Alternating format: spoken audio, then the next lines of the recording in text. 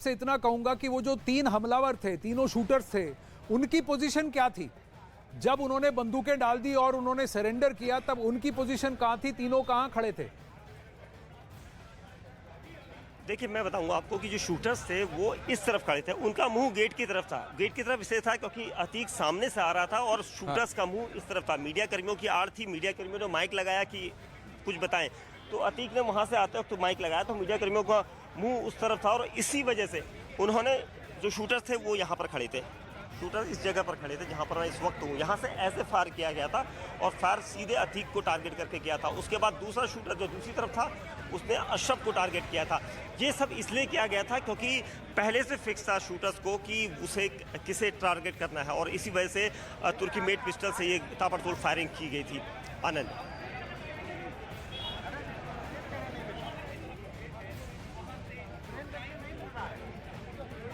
नमस्कार, मैं रीमा प्रसाद। इस वक्त की सबसे बड़ी खबर, ये वो जगह है जहां पे अब से चंद मिनट पहले न्यायिक आयोग के वो सदस्य पहुंचे थे जिन्होंने तकरीबन 1 घंटे तक यहां से खड़े होकर इस पूरे घटनाक्रम 40 सेकंड के घटनाक्रम को उन्होंने समझा। कितने देर में? तकरीबन 1 घंटे में। यहां से ये तय किया गया कि कितनी दूरी है मेन गेट की, यहां से ये तय किया गया कि अस्पताल जाने में कितना वक्त लगना था, यहां से ये तय किया गया कि क्या क्या पोजिशनिंग थी उन हमलावरों की जिन्होंने अतीक और अशरफ को मौत के घाट उतारा। ये कोई आम जगह नहीं है, ये वो जगह है जहां पे देश के सबसे बड़े हत्याकांड को अंजाम दिया गया है। लेकिन इस वक्त सवाल ये है सबसे अहम कि क्या जिन पुलिसकर्मियों पर जो सवाल उठ रहे थे वो सवाल न्यायिक आयोग के जांच के जरिए पता चलना है। ये तस्वीर कैसे साफ होगी, इसके लिए हमें अपने सहयोगी दीपक का भी रुख करना होगा। दीपक यहाँ से लगातार हमारे दर्शकों को बता भी रहे थे कि क्या क्या खबरें एक एक करके आगे बढ़ रही है। दीपक। बिल्कुल रीमा, देखिए जिस तरीके से अभी ये इन्वेस्टिगेशन हुई है, न्यायिक आयोग की टीम यहाँ पर पहुंची 3 सदस्यों की, उसके अलावा दूसरे पुलिस अधिकारी यहाँ पर पहुंचे, तो सभी ने ये कोशिश की कि इस डायग्राम को बनाकर किस तरह से, किस मूवमेंट पर ये आरोपी आए थे और कहाँ पर अतीक अहमद को लाया गया था, कैसे मीडिया कर्मियों की आड़ में वो लोग गेट की तरफ मुँह करके खड़े थे और कैसे उन्होंने पिस्टल अपने जो बैग था उसमें रखा हुआ था, क्योंकि अमूमन मीडिया कर्मी एक बैग छोटा कैरी करते हैं और उसका फ़ायदा उन्होंने उठाया था। और उसके बाद जैसे ही अतीक अहमद को 20 कदम अंदर, गेट के अंदर 10 कदम उसके अंदर लेकर आए, तो उसी दौरान उन्होंने सवाल जवाब करने शुरू कर दिए थे, क्योंकि मीडिया जानना चाहता था कि अतीक अहमद गुलाम जो उसके गुर्गे थे उसके बारे में सवाल जवाब करे। लेकिन गुड्डू मुस्लिम का जैसे ही नाम लिया गया उसी दौरान उसके ऊपर फायर कर दिए गए थे। एक के बाद एक ताबड़तोड़ फायरिंग होने लगी, तो जो पुलिसकर्मी थे वो अगल बगल भागने लगे थे क्योंकि कोई इधर बचना चाह रहा था।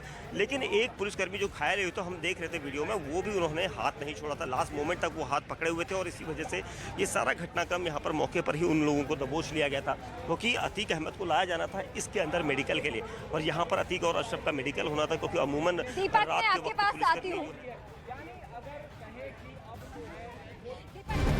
अहम है। न्यायिक आयोग ने जिस तरीके से जांच प्रक्रिया को आगे बढ़ाया उससे जुड़ा हुआ ही, लेकिन कैंपस की तस्वीरें दिखाना बहुत ज़रूरी है, जो कि आप भी दिखा रहे हैं। कैसे ये घटना को अंजाम दिया गया, किस तरीके से कहाँ पोजीशनिंग थी, ये सब कुछ समझा गया है। लेकिन दीपक, आज के बारे में खबर तो ये भी मिल रही थी कि एसआईटी की और एफएसएल की जो टीम यहाँ पे आकर जांच करके जा चुकी है, वो दोबारा आनी है। अब चूंकि 1 घंटे का ये लंबा प्रोसेस इस लिहाज से चला कि उन्होंने न्यायिक प्रक्रिया कैसे जांच को आगे बढ़ाना है उसको लेकर क्या अब दोबारा एसआईटी और दोबारा एफएसएल की टीम आ सकती है? दीपक।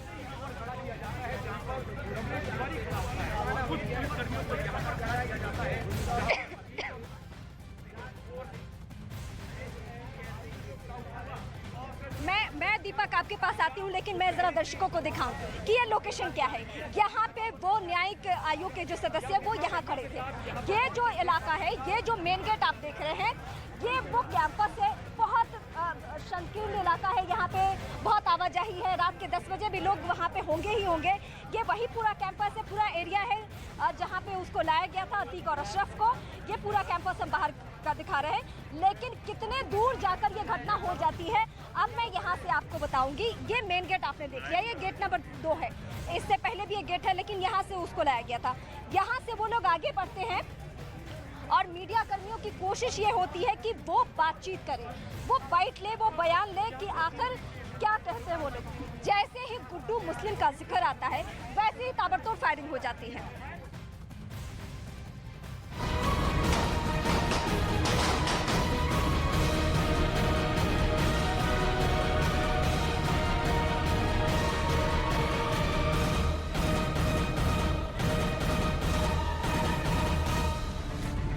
लेडी डॉन की खोज में 24 घंटे नॉन स्टॉप।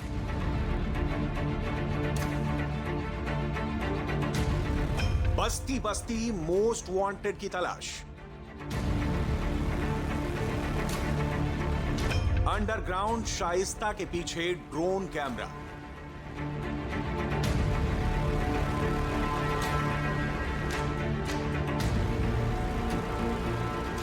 पुलिस को खबर पक्की मिली थी, सोर्स बेहद तगड़ा था, तैयारी जबरदस्त थी।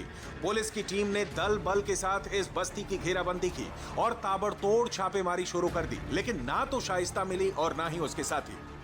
खबर थी कि शाइस्ता प्रयागराज से करीब 50 किलोमीटर दूर कौशांबी जिले में कहीं छिपी है।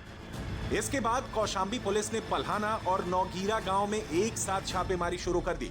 ये दोनों गांव गंगा की तराई वाले इलाकों में बसे हैं, लिहाजा शाइस्ता की तलाश के लिए पुलिस बड़ी तैयारी के साथ पहुंची थी। ऐसी खबर है कि यहाँ पे शाइस्ता परवीन गंगा के तराई इलाके में छिपी हुई है। ऐसे में एसपी के नेतृत्व में यहाँ भारी पुलिस फोर्स के साथ छापेमारी की जा रही है। छापेमारी के लिए बड़ी संख्या में पुलिस बल, पीएसी के जवान और ड्रोन कैमरे लगाए गए थे। इसके बाद संदिग्ध घरों की तलाशी शुरू हुई।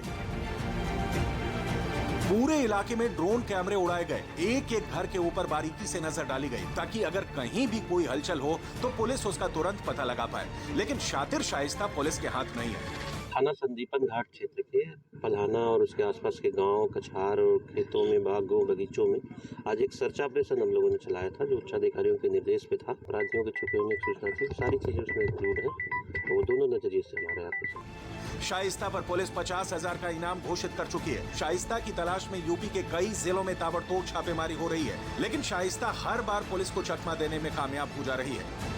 सूत्रों के मुताबिक अतीक की पत्नी शाइस्ता के साथ शूटर साबिर भी मौजूद है। इसके अलावा अतीक की बहन आशा भी लगातार शाइस्ता के साथ मूवमेंट कर रही है।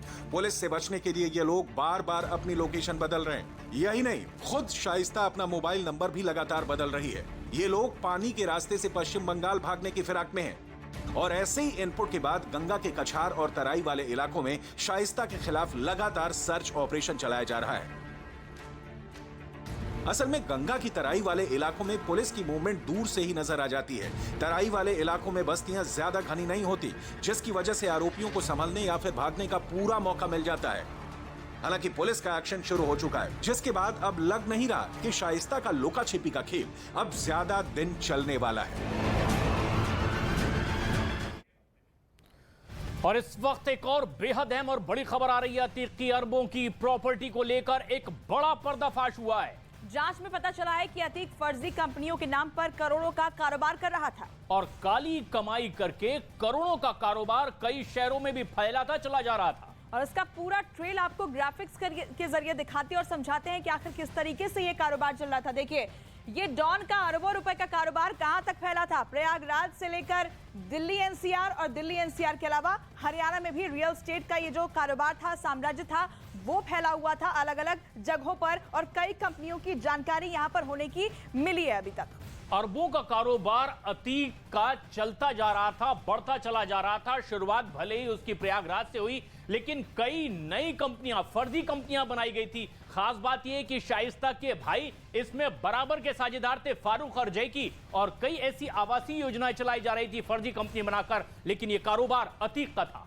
बिल्कुल। और देखिए, जांच में पता चला है कि अतीक की पत्नी शाइस्ता के दो भाई यानी कि फारूक और दूसरा भाई जैकी, उसके नाम पर ये किस तरीके से 4 रियल एस्टेट कंपनियां चल रही थी। सैदपुर आवासीय योजना, सैदपुर आवासीय योजना, करेहंदा, लखनपुर आवासीय योजना और साई विहार आवासीय योजना, रावतपुर, ये 4 अलग अलग रियल एस्टेट का कारोबार यहां पर शाइस्ता के भाइयों के नाम पर चल रहा था। और बहुत प्राइम लोकेशन में इस तरह के रियल एस्टेट कारोबार, ये तमाम उनके रिलेटिव्स उसके साथ इस पूरे गुनाह के कारोबार में बराबर का साथ देते चले जा रहे थे।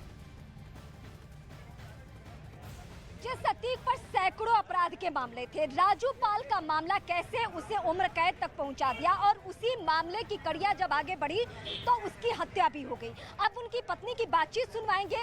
दर्द तो है, लेकिन क्या इस इंसाफ से वो खुश है या नहीं? ये लगा था कि अतीक अहमद और उसके पूरे खानदान का हश्र भी उसी तरह से होगा। देखिए, पहली बात तो सबसे पहले मैं इंसान हूँ, उसके बाद मैं पत्नी बनी, उसके बाद मैं विधायक बनी।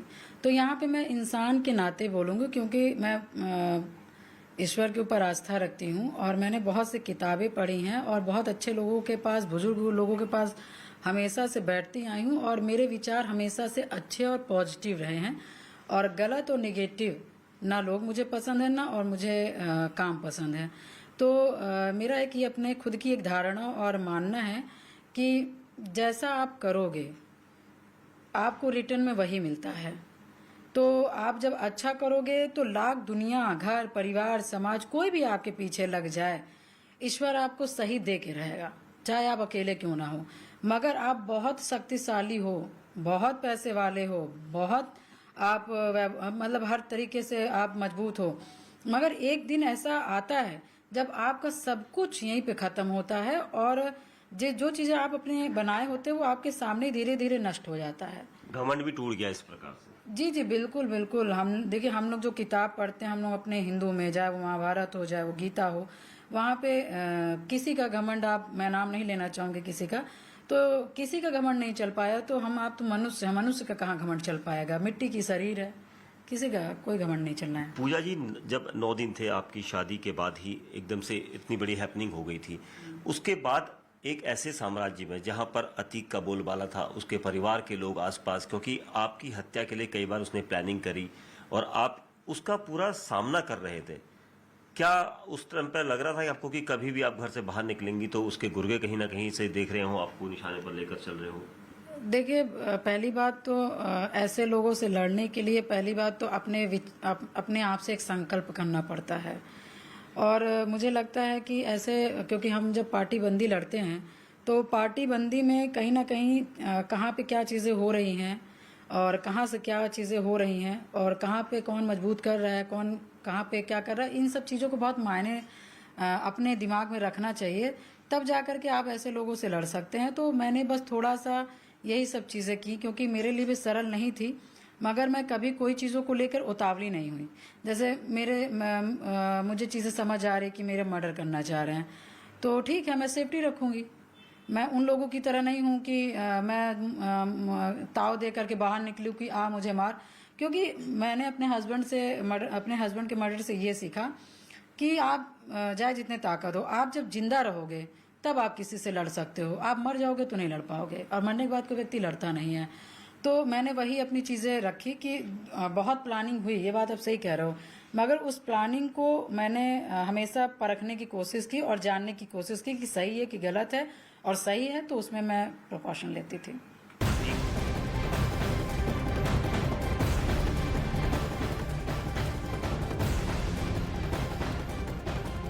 और इस वक्त की एक बेहद अहम खबर है, असद की व्हाट्सएप चैट अब सामने आई है, जिसमें वकील के साथ ये चैट और उसमें उमेश पाल की तस्वीरें भेजी गई थी।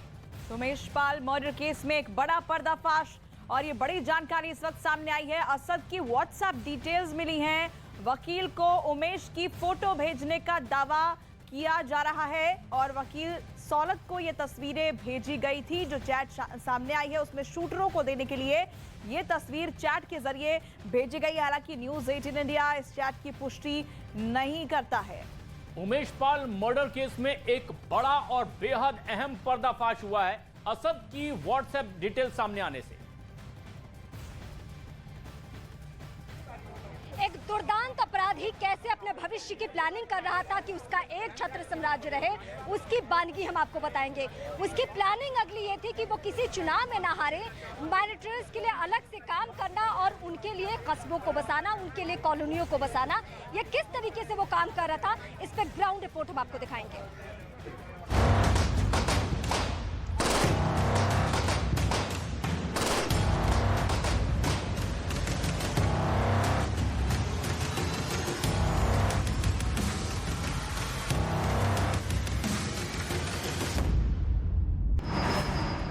अतीक का हिला देने वाला प्लान।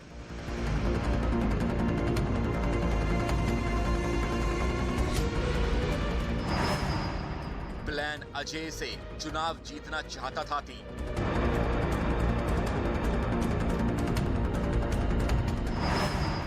करेली में सबसे बड़ी साजिश रच रही थी ए कंपनी।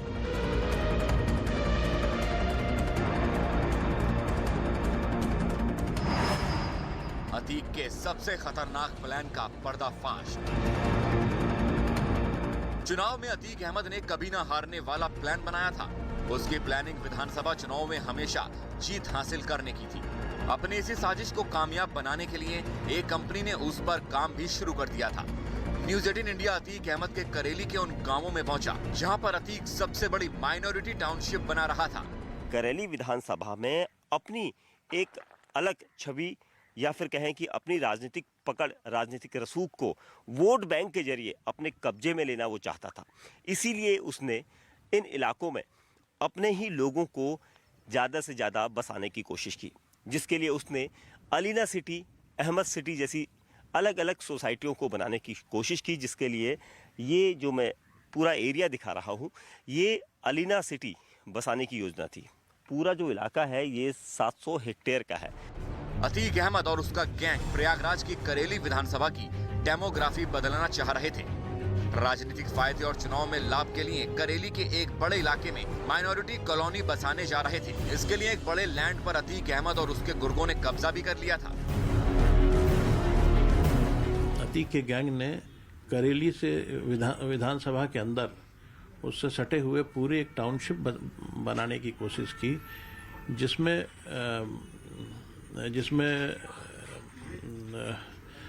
बहुत सारे लोगों की ज़मीन कब्जा कर ली गई, खास करके जो कमज़ोर वर्ग के लोग थे। और उसमें कॉलोनी इसलिए बनाई जा रही थी ताकि उसमें माइनॉरिटी कम्युनिटी के लोगों को बसाया जा सके। अतीक और उसके गैंग ने अपने दबदबे को बढ़ाने के लिए ऐसी रणनीति बनाई थी जो कोई दूसरा गैंग सोच भी नहीं सकता। अतीक के गैंग ने करेली विधानसभा से सटे पूरे गांव में एक माइनॉरिटी टाउनशिप बनाने की शुरुआत की थी, जिसमें बहुत सारे लोग, खासकर कमजोर वर्ग की जमीन कब्जा कर ली गई। जमीन कब्जा और कॉलोनी इसीलिए बसाई जा रही थी ताकि वहां माइनॉरिटी कम्युनिटी के लोगों को बसाया जा सके। इससे अतीक और उसका गैंग अपनी पॉलिटिकल पकड़ और मजबूत करना चाह रहा था। अपने कई शूटर्स को, अपने कई साथी अपराधियों को न सिर्फ जगह पर कब्जा कराया, बल्कि उनके लिए एक मुस्लिम टाउनशिप बनाने की कोशिश थी। करेली विधानसभा का पूरा डेमोग्राफी चेंज करने की कोशिश थी। और यही एक वजह है कि यहाँ पर हजारों हजार गरीबों के, वंचितों के प्लॉट्स पर, जगह पर अतीक अहमद और उसके गुर्गों ने कब्जा कर लिया। एसटीएफ ने इतने बड़े राज से पर्दा हटा दिया, लेकिन पुलिस को इसकी भनक तक नहीं लगी। अतीक अपने अजय प्लान में कामयाब हो पाता उससे पहले ही यूपी एसटीएफ ने उसके मंसूबों पर पानी फेर दिया। अलीना टाउनशिप और अहमद टाउनशिप बसाने के पीछे अतीक का प्लान अल्पसंख्यकों को उसमें बसाना था ताकि चुनाव में अतीक अपनी पकड़ मजबूत कर सके। इस टाउनशिप में अतीक ने अपने गुर्गों, शूटरों और अल्पसंख्यक समुदाय के लोगों को बसाने की प्लानिंग की थी। इस तरह की कॉलोनी बसाकर अतीक राजनीतिक घुसपैठ की साजिश रच रहा था। माफिया अतीक अहमद करेली विधानसभा की पूरी डेमोग्राफी को बदलना चाहता था, क्योंकि उसका फायदा उसे चुनावों में मिलता, और इसी वजह से उसने कई टाउनशिप को बनाना शुरू किया जो सिर्फ माइनॉरिटीज के लिए हो, ताकि उसके अपने लोग रहें और उसी वजह से वो चुनावों में आगे भी जीतता रहे। इसके लिए उसने अलीना टाउनशिप, अहमद टाउनशिप और ऐसी कई बेनामी टाउनशिप बनाई जिसका फायदा उसे चुनावों में मिलना था। चुनाव जीतने के लिए अतीक ने प्लान तो फुल प्रूफ तैयार किया था, लेकिन दिक्कत तब हो गई जब जिन लोगों से अतीक ने कोड़ियों के भाव जमीन हड़पी, उन्हीं से पैसे लेकर उस पर निर्माण भी करा रहा था। बस उसके इस प्लान को फ्लॉप होने के पीछे भी यही वजह थी। हम अपने लोगों, मतलब अपने लोग मुस्लिम कम्युनिटी को बसा दें तो कहीं ना कहीं मुस्लिम तो जो भी समझ लिए, ना समझ ना दान, वो जो भी है कि हाँ चलो अतीक भाई मुस्लिम वोट डाल दो। लेकिन जब उनको पता चल गया कि ये बहुत जुल्म करने वाला है, उसी ने प्लाट बेचा है आपको और उसी के गुर्गे लोग फिर उस प्लाट पर रंगदारी मांगने जा रहे हैं। तो आज यकीन कर लिए 15 से 20 साल हो गया उस एरिया में चले जाइए, किसी एक ने मकान नहीं बनाया। अतीक भले ही आज अतीत बन चुका हो, लेकिन अभी भी उसका खौफ ऐसा है कि कोई भी उसके काले कारनामों पर खुलकर अपनी बात रखने से बच रहा है। हाँ, लोग दबी जुबान में ही सही उसकी ज्यादती का जिक्र जरूर कर रहे हैं।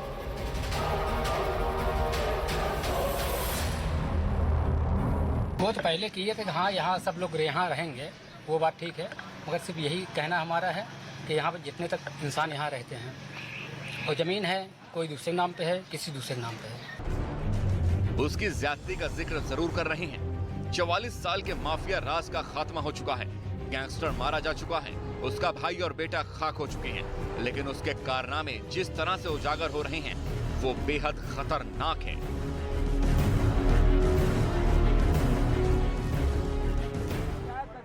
और एक बार फिर यहाँ पे अनाउंस आके कर दिया गया, पुलिस कर्मियों की मौजूदगी हो गई, फिर से हलचल बढ़ चुकी है।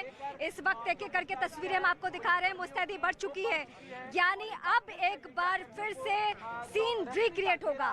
जो एसआईटी की टीम, जो एफएसएल की टीम यहीं पे है, जो लखनऊ से पहुंचकर यहीं पे है, वो यहाँ पे आने वाली है। बाकायदा अनाउंसमेंट हुआ है आकर कि आप लोग प्लीज मीडिया कर्मी बैरिकेडिंग के अंदर चले जाइए, यहाँ पे सीन रिक्रिएट होना है। यानी कुछ देर में ऑफिसर्स यहाँ पहुंचेंगे और यहाँ पे सीन रिक्रिएट किया जाएगा। यानी ये घटना हुई कैसे, क्या क्या चूक हुई है, किस तरीके से बचा जा सकता था, कैसे गोलियां लगी है, ये जो सारे सवाल आप सभी दर्शकों के जहन में था वीडियो देखने के बाद। एक बार मैं चाहूंगी कि पहले आप अनाउंसमेंट सुनिए, फिर मैं अब दर्शकों को खबर बताऊंगी।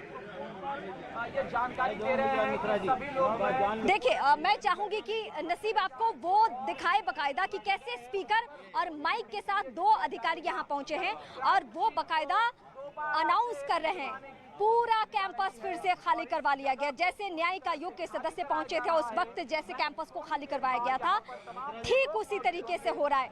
यानी अगला 1 से 2 घंटा जो है वो फिर से बहुत क्रूशियल होने वाला है। हो सकता है, इस बात की गुंजाइश है कि तीनों आरोपियों को भी लाया जाए, क्योंकि वो पुलिस कस्टडी में ही है। पुलिस कस्टडी में होने का मायने ही यही होता है कि पुलिस को जिस एंगल से लगे कि जांच आगे बढ़ाया जाना है, उस एंगल से अलग अलग वक्त पे उसको कोर्ट से परमिशन लेने की जरूरत नहीं होगी। वो ऑलरेडी पुलिस कस्टडी में होते हैं तो उनको सहूलियत होती है, और यही सारी बातें दिखाकर कोर्ट में पुलिस कस्टडी ली भी गई है। अब क्या वो तीनों आरोपी यहाँ पे लाए जाते हैं या एफएसएल और एसआईटी की टीम एक साथ यहाँ पे सीन रिक्रिएट करती है, ये अभी कुछ ही देर में तस्वीर साफ हो जानी है। लेकिन बाकायदा आकर यहाँ पे अनाउंसमेंट किया गया है पुलिस कर्मियों की तरफ से, यहाँ महिला पुलिस कर्मियों की मौजूदगी, कि कहीं कोई उस कैंपस में कोई महिला हो तो वहां न चली जाए, इस बात का भी पूरा ख्याल रखा जा रहा है। पुलिस कर्मियों की चप्पे चप्पे पर मौजूदगी है ही, और मेन गेट की तस्वीर जो हम आपको दिखा रहे हैं वहीं से सभी को आना है। कैसे क्या कुछ होगा, देश एक बार फिर देखेगा कि ये वाकया कैसे दोहराया जा रहा है इस पूरे घटना में। फिर अनाउंसमेंट की बातें सुनवाओ पहले।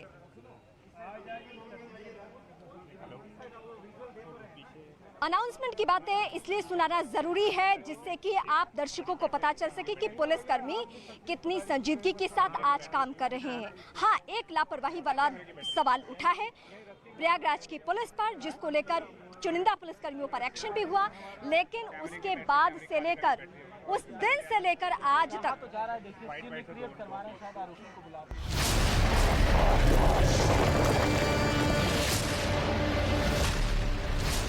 सिटी में अतीक और अशरफ की हत्या पर लगातार सवाल उठ रहे हैं।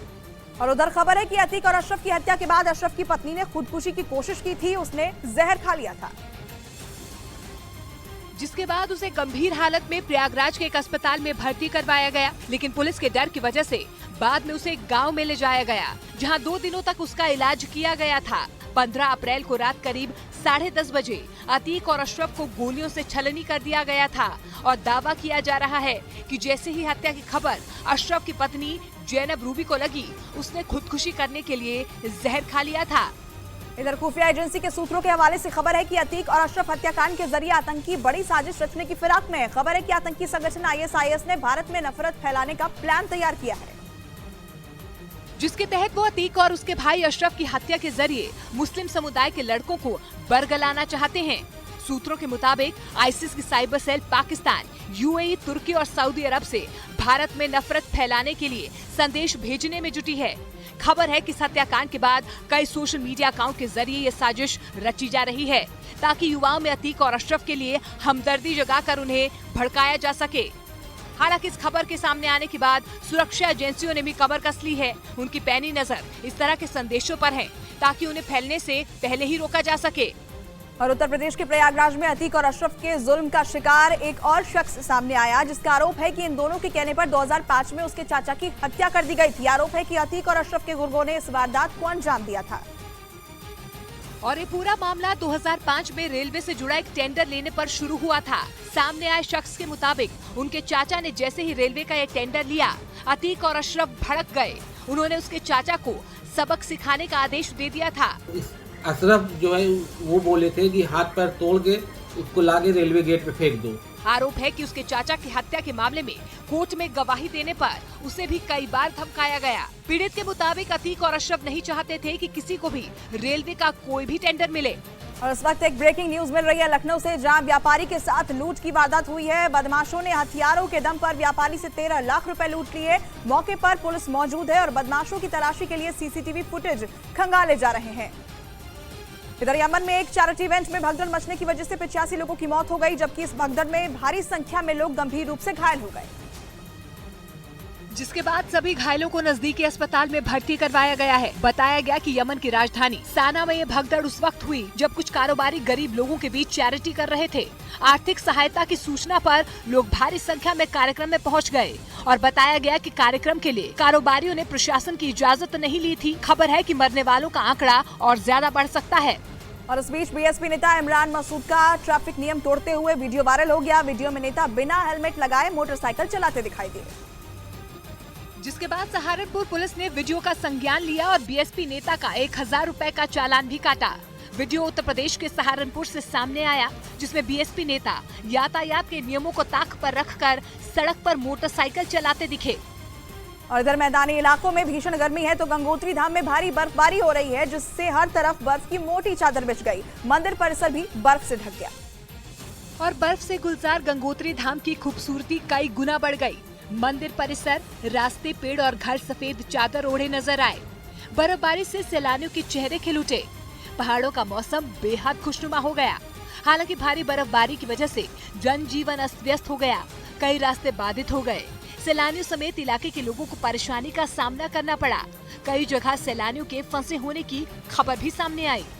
उत्तराखंड के बद्रीनाथ में भारी बर्फबारी हुई। बर्फबारी के बाद चारों तरफ बर्फ की मोटी परत जमी है।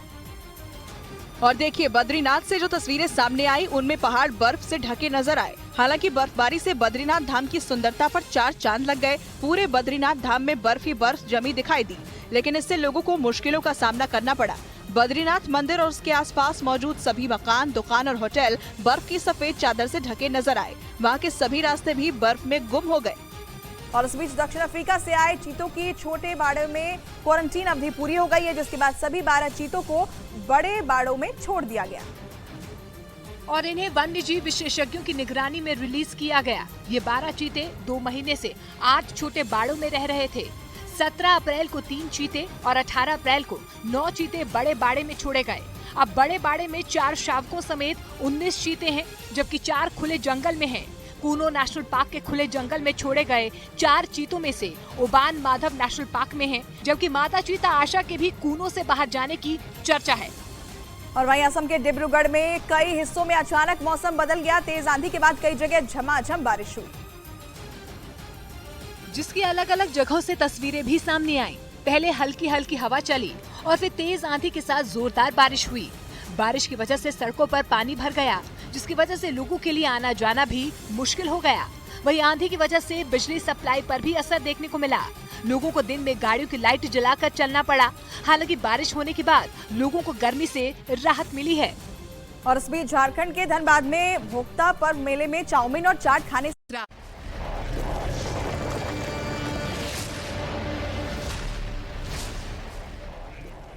नमस्कार, मैं रीमा प्रसाद। इस वक्त की सबसे बड़ी खबर और सबसे बड़ी तस्वीर इस वक्त आपके सामने। सबसे पहले मैं तस्वीरों पे फोकस करूंगी, क्योंकि कहा जाता है कि तस्वीरें जब बोलती है तो किसी और को कुछ कहने की जरूरत नहीं पड़ती। सीन रिक्रिएट बाकायदा किया जा रहा है।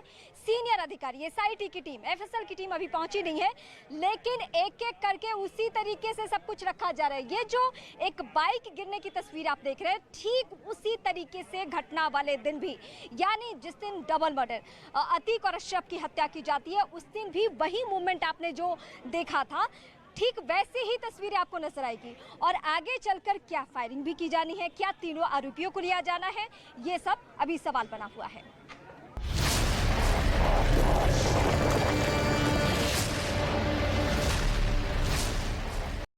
इधर अमेरिका की कैलिफोर्निया में मिनटमैन 3 मिसाइल का सफल परीक्षण हुआ। मिसाइल पर बिना वॉरहेड लगाए टेस्ट किया गया, जिसमें री एंट्री व्हीकल का भी परीक्षण किया गया, जो अमेरिका की सबसे ताकतवर मिसाइलों में से एक है। मिनटमैन 3 मिसाइल की रेंज 10,000 किलोमीटर है और स्पीड 24,000 किलोमीटर प्रति घंटा है। मिनटमैन 3 मिसाइल का परीक्षण air force global strike command airman और नेवी एयर क्रू की संयुक्त टीम ने बंडनबर्ग स्पेस फोर्स बेस पर किया। मिनटमैन 3 के बारे में अमेरिका दावा करता है कि ये दुनिया की सबसे तेज इंटरकॉन्टिनेंटल मिसाइल है। इधर चीन की सेना के 74वें स्थापना दिवस पर उसकी मीडिया ग्लोबल टाइम्स ने एक वीडियो जारी किया, जिसमें ताइवान से चल रहे तनाव के बीच चीन ने दुनिया को अपनी ताकत दिखाने की कोशिश की। और इस 3D एनिमेशन वीडियो में चीन के युद्धपोत और एयरक्राफ्ट कैरियर नजर आए। इसके अलावा लड़ाकू विमान भी आसमान में उड़ान भरते दिखे और दूसरे हथियारों का भी प्रदर्शन किया गया, जिसके जरिए चीन की सेना ने अपनी ताकत दिखाई।